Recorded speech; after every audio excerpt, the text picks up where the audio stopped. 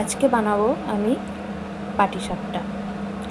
হ্যাঁ, প্রথমে ভেবেছিলাম দুধ পুলি বানাবো, বাট আমার মা দুধ পুলির থেকে পাটিসাপটাটা খেতে বেশি ভালোবাসে, তো তেনার জন্যই আজকে আমি স্পেশালি পাটিসাপটা বানাবো।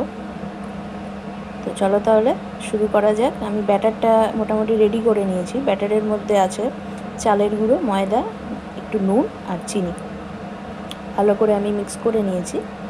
সো এবার গুড়টা আমি বসিয়ে দিয়েছি। ব্যাটারের পুর হিসেবে আজকে আমি দেব হচ্ছে নারকোল। এটা তোমরা মিষ্টি সন্দেশ দিয়েও করতে পারো, আবার ক্ষীর দিয়েও করতে পারো। আমি নারকোল দিয়ে করছি। তো লেটস স্টার্ট, শুরু করা যাক।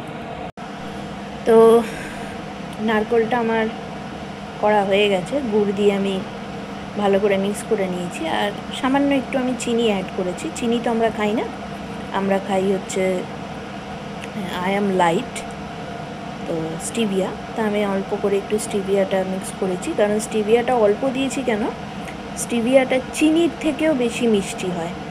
ইয়েস, তো যার জন্য আমি খুব সামান্য পরিমাণে একটু স্টিভিয়া অ্যাড করেছি। টাটা, আমার পাটিসাপটা রেডি। খেতে দারুণ হয়েছে, কোনো কথা হবে না। সো আজকের মতন টাটা, সবাই ভালো থেকো। আসবো একটা অন্য ব্লগ।